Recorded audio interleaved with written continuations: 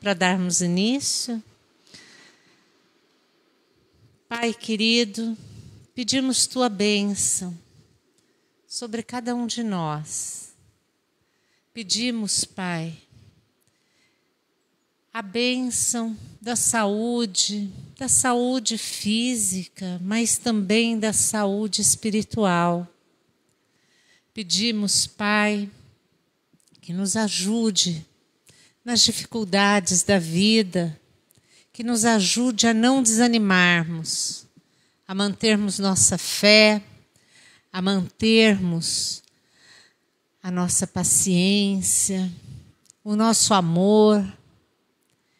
Nós te pedimos, Pai, que nos abençoe com tudo que o Senhor sabe que cada um aqui precisa, porque o Senhor sabe mais que nós aquilo que necessitamos. E nós te pedimos, Pai, confiantes de que obteremos, não porque sejamos merecedores, mas por causa da Tua grande misericórdia, Pai, pelo Teu grande amor por nós. Nós te agradecemos tudo que nos dá, Pai. Pedimos perdão pelos erros que cometemos, mas pedimos que nos dê forças para errarmos menos, que nos dê forças para seguirmos o caminho que Jesus nos ensinou. Que assim seja. Hoje, o Ricardo vai falar para a gente sobre as aflições, tá bom? É seu.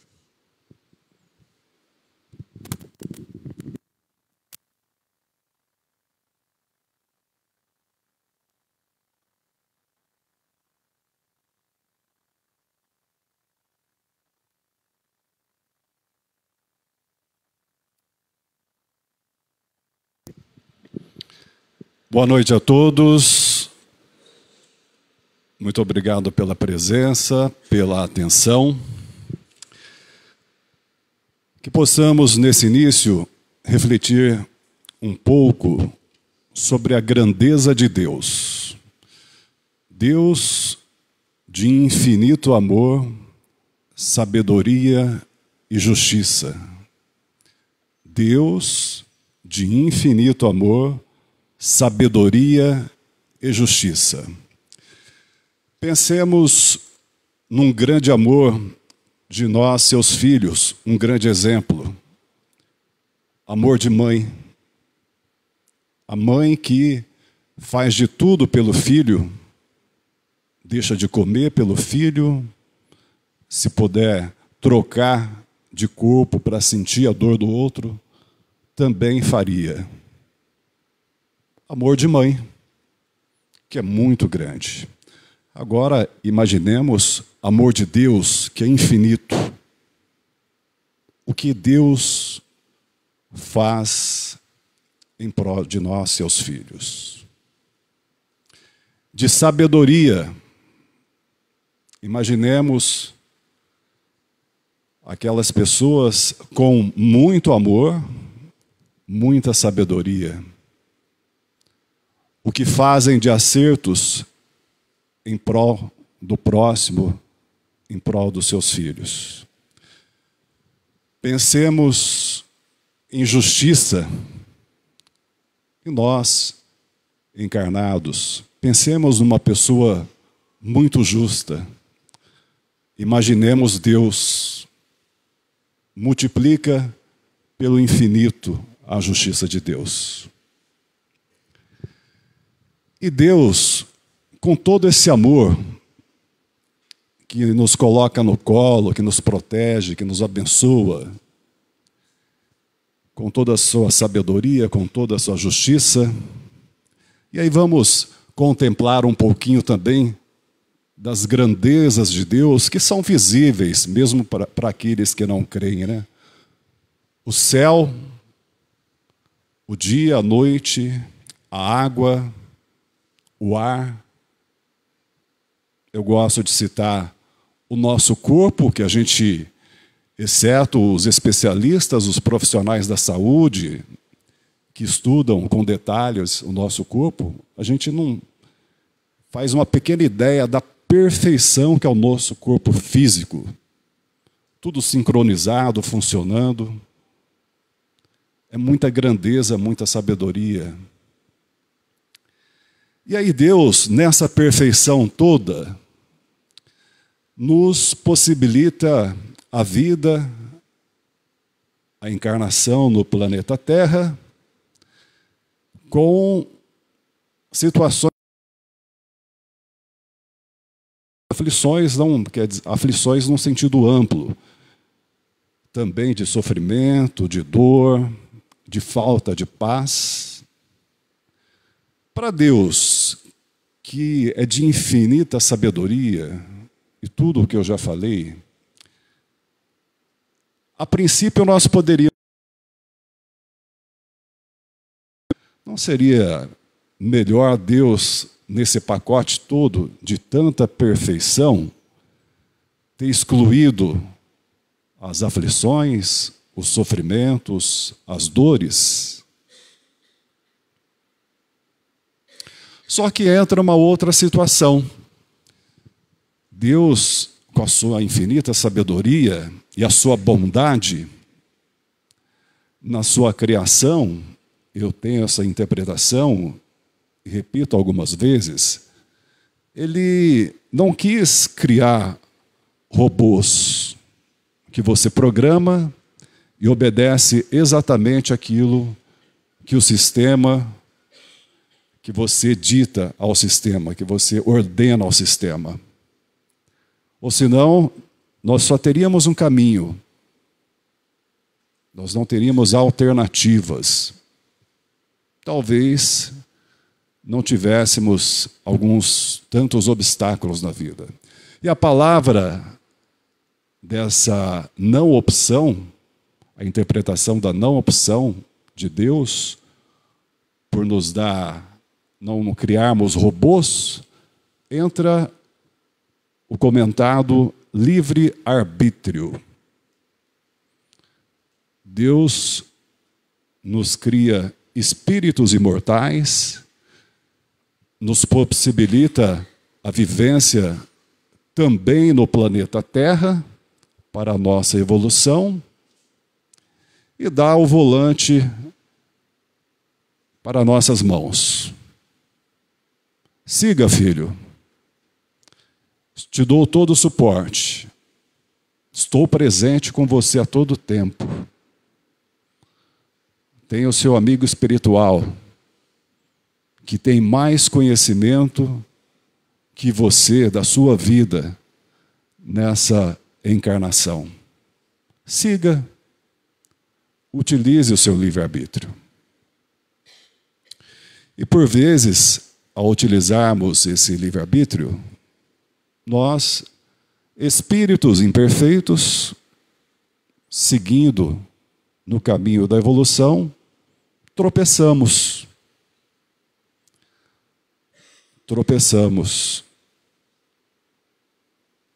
Temos oportunidades para reparos, para acertar débitos. E aí, então, começam as explicações da origem das aflições, dos sofrimentos. E o Evangelho segundo o Espiritismo, ele divide em duas etapas: causas das aflições atuais e também causas anteriores. Causas atuais. Estamos aqui encarnados, já com o nosso plano reencarnatório, nosso pacote, o nosso roteiro de vida, e seguimos. E nessa reencarnação, nós, por imprudência, por descuido, por não evoluirmos como deveríamos no amor, na falta da caridade, nós tropeçamos.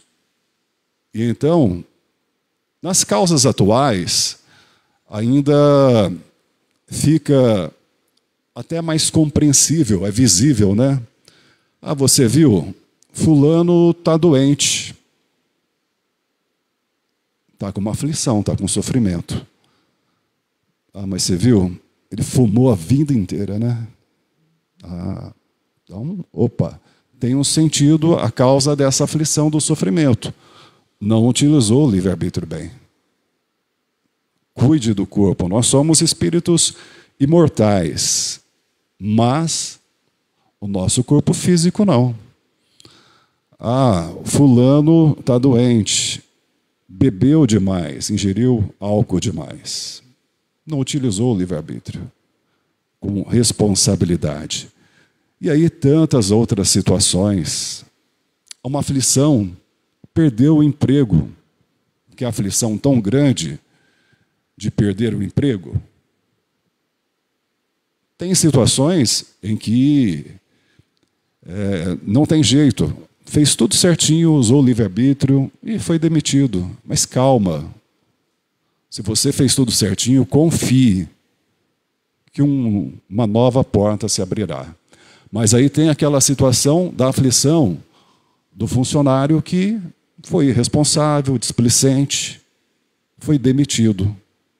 Aí vem esse tipo de aflição. Vamos pensar então nas causas anteriores, não dessa encarnação. A gente vê algumas situações em que você sabe que seu irmão encarnado tem uma vida de bondade, de amor, de solidariedade, de humildade, de caridade. Uma pessoa, não vamos dizer perfeita, porque nós sabemos que aqui no planeta Terra não existe ninguém perfeito, apesar de muitos acharem que são perfeitos, né? Outros têm certeza. Aí qual que é a explicação para essas causas anteriores que a gente nota? Aí é um resgate de uma vida passada, de uma outra encarnação. Pensemos dificuldade de uma mãe com o filho,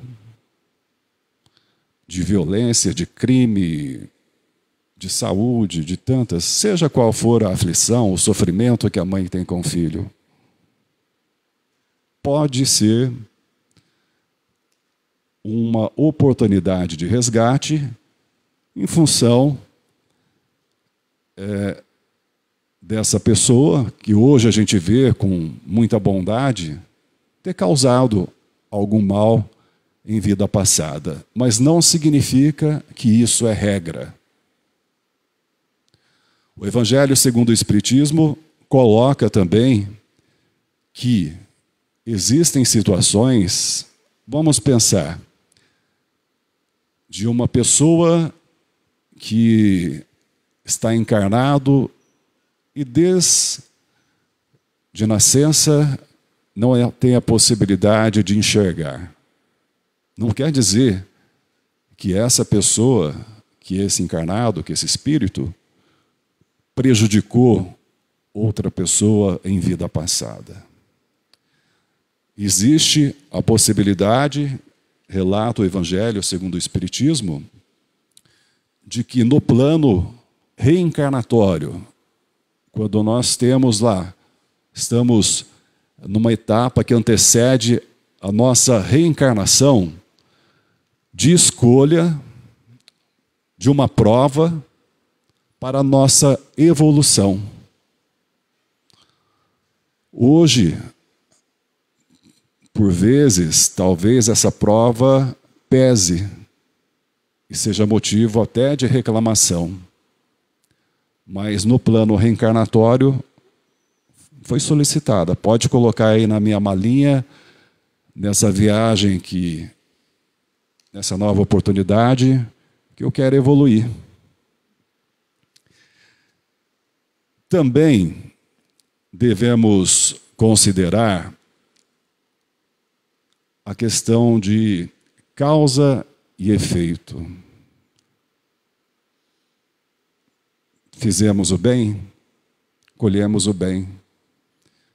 Fizemos o mal, temos a oportunidade de nos reparar, de aprender. E nessa linha das aflições, das dificuldades, o Espiritismo, ele dá muito sentido, dá muita explicação, dá muito entendimento de várias dificuldades, de várias oportunidades. Se fôssemos pensar de acordo com outros raciocínios, de que teríamos uma existência única, apenas essa vida. O João vai ser apenas o João da Silva, e a Maria vai ser a Maria da Silva, apenas. Só que tem uma grande diferença. O João, ele veio numa situação de muito conforto, de muitas oportunidades, de muito amparo. Agora outro, pensemos numa criança que nasce num país marcado pela guerra. Como pode ser justo uma única existência? Deus é de infinito amor, bondade e justiça. Como seria justo uma pessoa viver 100 anos ou mais, podendo enxergar, ouvir, falar e muito mais, enquanto outros, crianças, nascem e não podem sequer andar, enxergar, ouvir, e desencarnam ainda com pouca idade. Qual seria a justiça disso se fosse uma única vida? Aí entra a explicação que tem muito sentido. Não é uma única vida. É mais uma etapa. E essa criança que desencarnou ainda com pouca idade física, mas a idade de espírito não é reduzida. Houve uma oportunidade para um complemento, um saldo a se quitar. E vale ressaltar nesse momento que nada escapa aos olhos de Deus. Absolutamente nada, bem ou mal que façamos. Deus está dentro de nós. Vamos tentar imaginar. Hoje tem cada sistema moderno, né? Na parte de tecnologia, de programas, que você faz umas coisas malucas. Imagina isso porque foi desenvolvido por nós, encarnados, seres humanos imperfeitos, limitados. Imaginemos Deus, na sua infinita sabedoria. Imagina a velocidade, entre aspas, do Wi-Fi, da conexão de Deus com a gente. E Deus está dentro de nós. Nós precisamos estar atentos em perceber e notar isso. E é interessante quando a gente vem aqui para fazer reflexão, e nada é por acaso, a mensagem que foi apresentada, distribuída a todos nós na entrada, a fé nos guia. A vida nem sempre segue nossos planos, mas ela sempre segue os planos de Deus. A fé é a bússola que nos guia, mesmo quando os caminhos parecem difíceis e incertos. Acredite que há um propósito maior por trás de cada acontecimento. Feliz ou sofrimento, ou angústia. Deus de infinito amor e sabedoria. Só esse início já bastaria para exercermos com mais força a nossa fé de confiar. Se algo nos acontece, tem um propósito. Que possamos entender esse propósito. E aí, no começo, eu falava, não seria mais fácil, né, para Deus ter feito toda essa criação, nos presenteado com a vida e tirado o sofrimento, a angústia? Isso vai acontecer. Só que vai acontecer com a nossa participação. No nosso caminho de evolução, de sermos cada vez melhores, chegaremos como espíritos imortais o tempo em que não teremos aflições, em que não teremos sofrimentos. E isso depende de cada semente que a gente planta.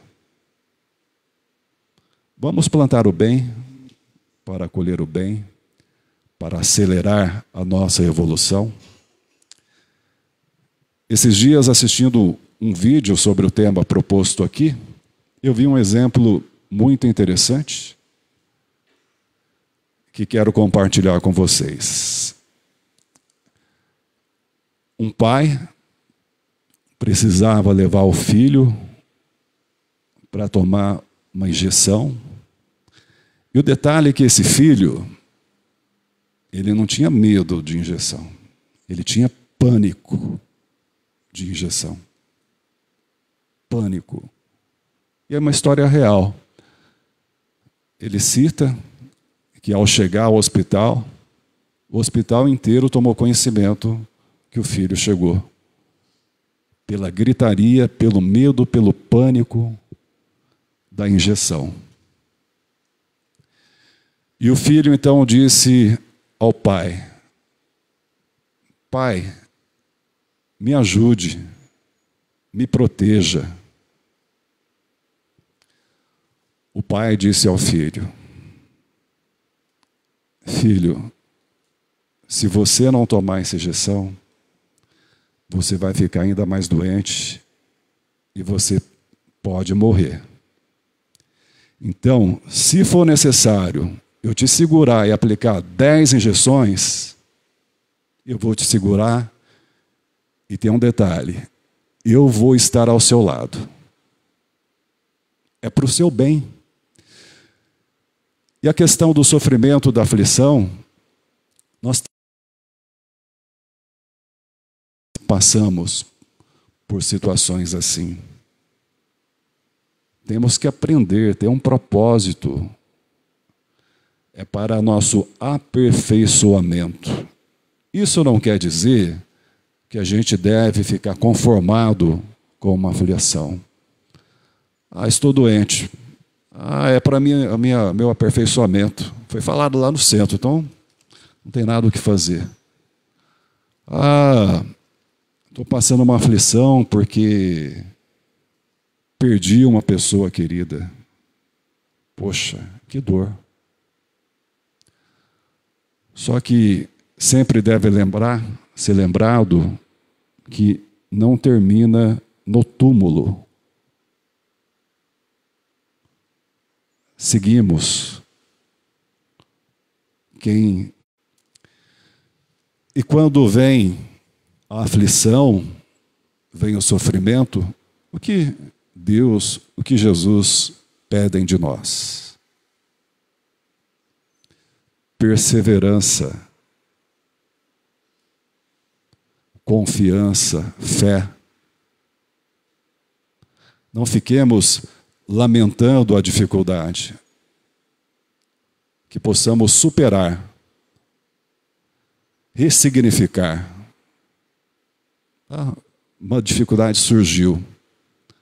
Vamos seguir a viagem reclamando ou vamos contemplar a paisagem, vamos valorizar tudo o que nós temos?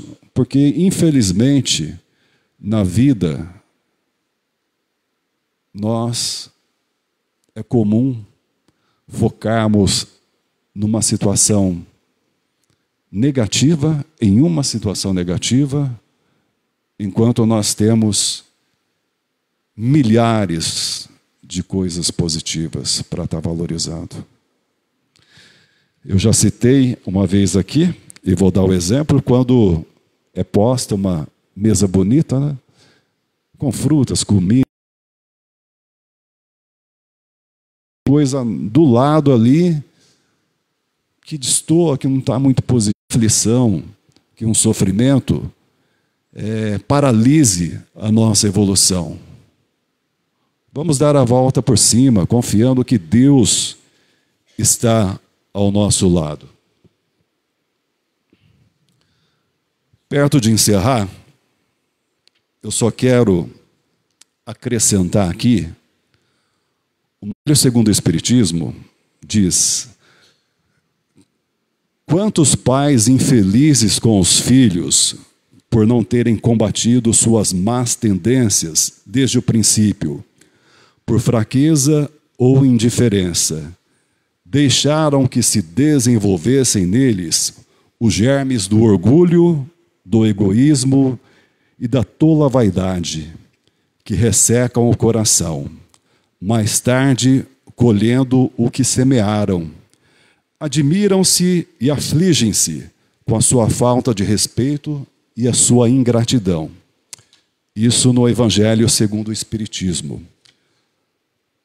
Mas, acrescentando com um texto muito inteligente, que eu tive a oportunidade de ler esses dias, resumidamente, algumas partes, é de uma espanhola, Mônica Monastério. Diz parte do texto: somos as primeiras gerações de pais decididos a não repetir com os filhos os erros de nossos progenitores e, com o esforço de abolirmos os abusos do passado, somos pais mais dedicados e compreensivos. Até aqui positivo. Mas, por outro lado, os mais bobos e inseguros que já houve na história. O grave é que estamos lidando com crianças mais espertas do que nós, mais ousadas e mais poderosas que nunca. Somos a última geração de filhos que obedeceram a seus pais e a primeira geração de pais que obedecem a seus filhos. Os últimos que tivemos medo dos pais e os primeiros que tememos os filhos. E o que é pior, os últimos que respeitamos nossos pais e os primeiros a aceitar que nossos filhos nos faltem com respeito. Os papéis se inverteram. Agora são os pais que têm que agradar seus filhos para ganhá-los, e não o inverso como no passado. Isto explica o esforço que fazemos tantos pais para serem os melhores amigos e darem de tudo para seus filhos.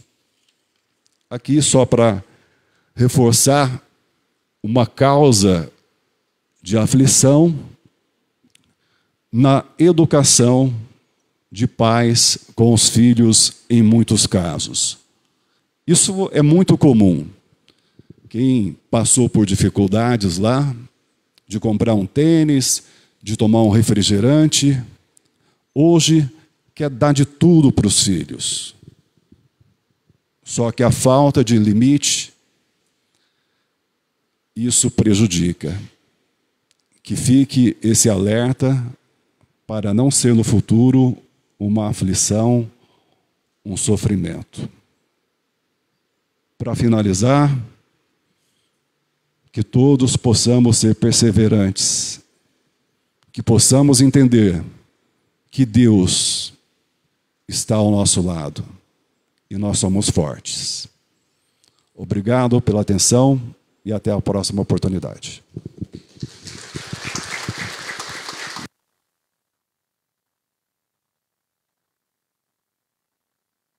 Tem o sorteio do livro.